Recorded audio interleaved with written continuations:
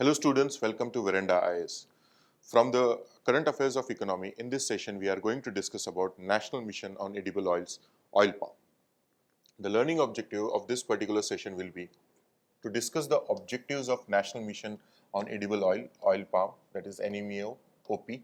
Then examine the National Mission of Edible Oils, oil palm in news, analyze the NMEO-OP scheme, outline the significance of the scheme, and then we will list the concerns of the palm oil production.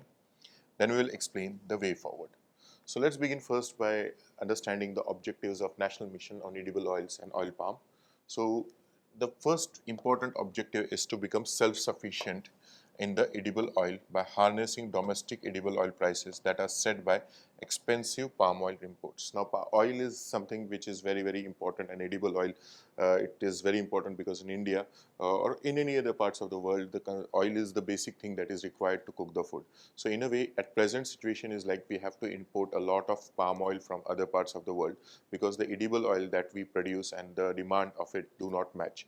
So overall, the objective is to become self-sufficient in the edible oil productions and edible oil productions basically, and that can be done, and that has to be done according to this mission by harnessing the domestic edible oil prices that are set by harnessing the domestic edible oil prices, okay, that are mostly set by the expensive palm oil imports. So even from the food inflation's point of view, because of this palm oil imports and all those things, the cost of oil also increases, so that if we are becoming self-sufficient in the production, so then we can reduce that cost also.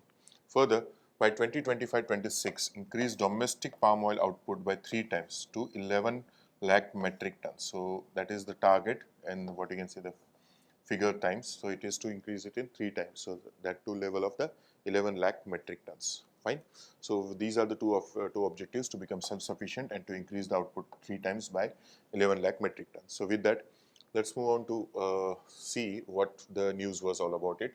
In August 2021, the Union Government's National Mission on Edible Oil or Oil Palm launched a rupees 11,040 crore program to optimize cultivation and output, which is projected to boost the palm oil sector in the state. So the program to optimize the cultivation and the output. So it will be looking into the cultivation part also, and from that cultivation what amount of output is received, that also needs to be seen. So that is what the news was about.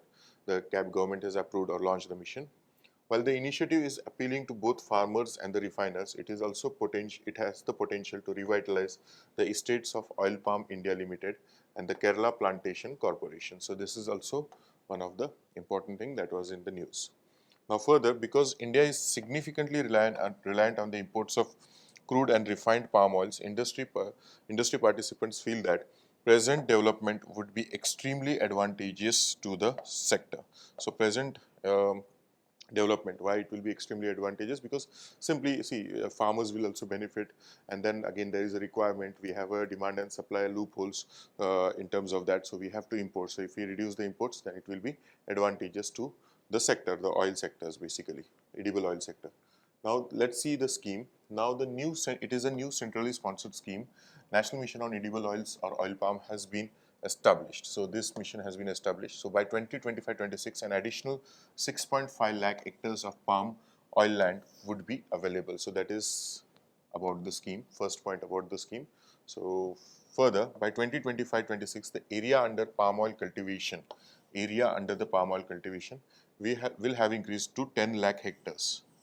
So that is the figure. So 10 lakh hectares is our first target, and then by 2029-30, it will have increased to 16.7 lakh hectares. So this is in terms of increase in area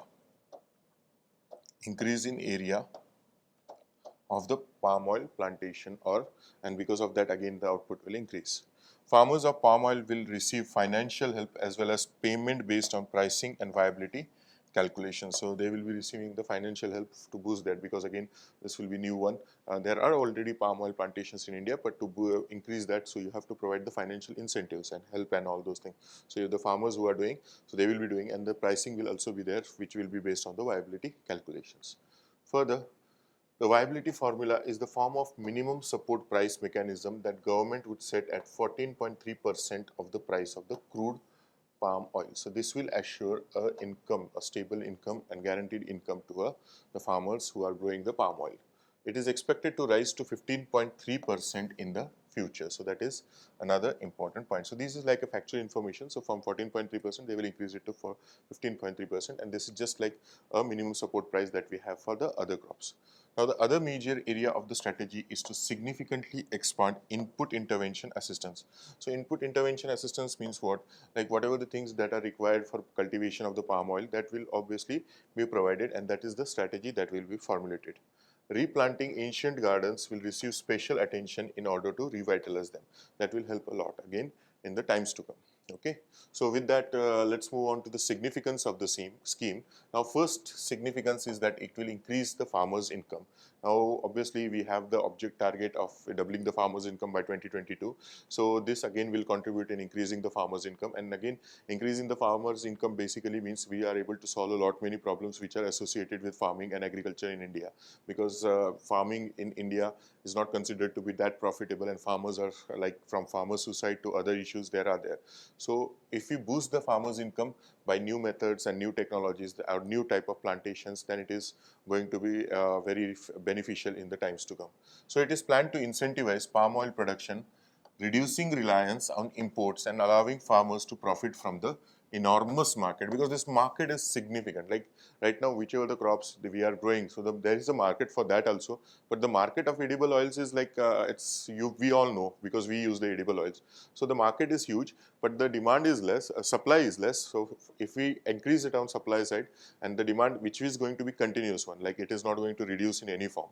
So if we do that, then obviously with that things the farmers' income will increase. So that is the first significance. The next one is increased yields and lower imports. So with the increased yields in the palm oil productions and all those things, what will be happen? We will not rely much more on the other imports of this particular thing. So India is the world's largest use of vegetable oil. Yes, because of the population simply, and the way in which we have the diet, we require oil at almost all the places. In cooking, there is no cooking without oil in India. So palm oil imports account for over half of the country's total vegetable oil imports. So that is a significant thing. So if we are doing that under this scheme, if we are able to successfully achieve those targets and all those things, what will be happen? That it will increase the yields and it will help in lowering the imports. Further, it imports the rest primarily from Russia and Ukraine. So in the imports, apart from the edible oil, palm oil imports, which are half the percent. So out of that half, we can say rest imports of the vegetable oils are done from Russia and Ukraine, whereas it buys palm oil from the Indonesia and Malaysia. This is a region which is very significant for the palm oil cultivation. Then that is from Indonesia and Malaysia. Then soya oil from Brazil. Soya oil is basically the oil which is derived from the soya beans. And Argentina, so Brazil and Argentina, and sunflower oil from Russia and Ukraine. So this is how the composition of the oil is. Now then further, nearly 94.1% of India's palm oil is utilized in culinary goods, particularly for cooking. We have seen that, so it is important one. It is just a part of our diet. As a result, palm oil is vital to India's edible oil business. So if we are able to do that, then edible oil business, or from individual customers' point of view also, and from the business point of also, this is significant. So if we are giving boost to that through this scheme, so we will be able to achieve these kind of significant things. Now, what are the concerns of palm oil production? Now, these are the concerns not only in India but in other parts of the world also. Like in mostly the palm oil production is done in the Indonesia and that region. So it will destroy of tribal lands, ownership of land. So whatever in the region in which the palm oil is grown, so this basically at present lies with the tribal peoples. So now if tribal lands are taken away for the palm oil cultivation, it may cause an issues of the ownership of the land. So that is the biggest concern when it comes to the palm oil production.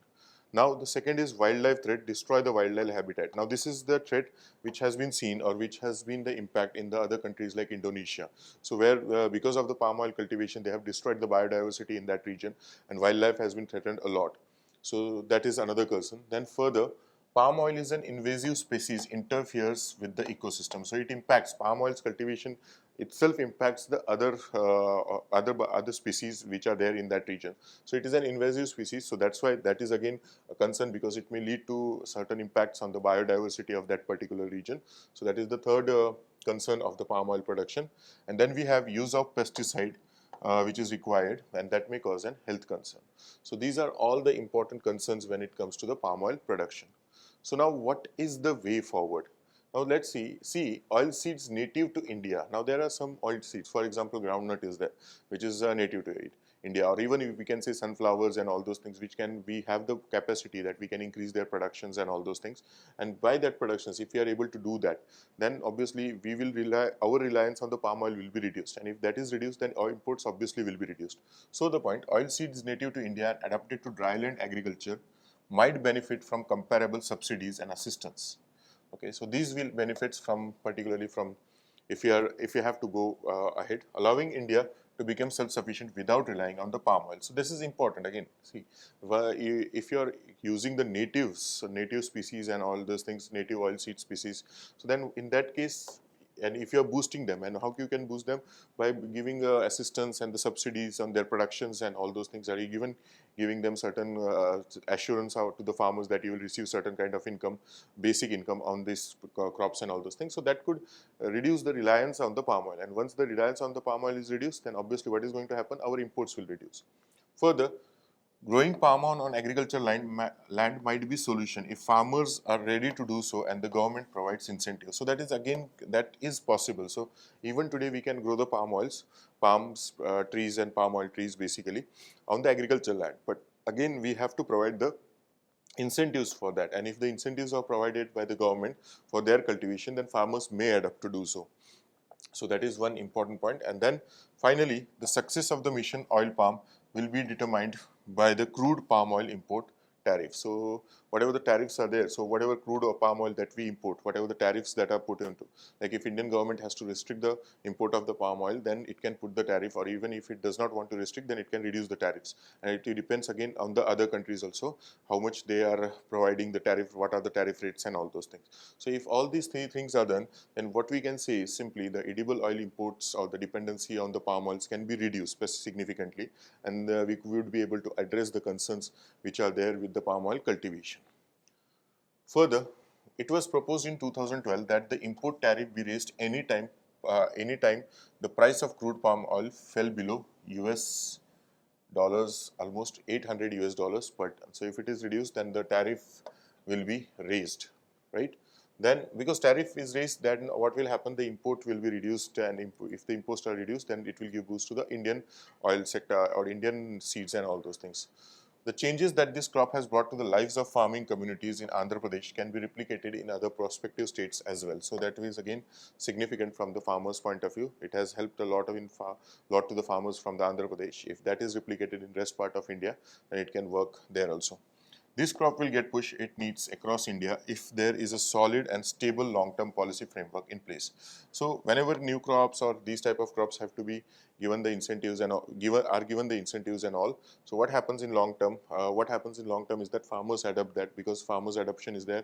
Then obviously the changes can happen. Like for example, sugarcane. So sugarcane in many parts of India, it gets the government initiatives. It has the MSPs, it has the ways like FRPs and all those things. So the farmers who cultivate the sugarcane are benefiting from that, and they have the assurance that they will get certain amount of income from that because of the government intervention. So same kind of government interventions can also be brought with the palm oil production in India, right? So with that, it's time to summarize what we have learned. We have learned the objectives of National Mission on Edible Oil, oil palm. Then we studied the National Mission on Edible Oil palm in news. Further, we studied the scheme as to what the scheme is all about. Then we studied the significance of the scheme, and then we studied the concerns of the oil palm production, and then we studied the way forward. So with that, I hope you have understood whatever we have discussed about this particular mission. That's it for this session. See you in another one. Thank you.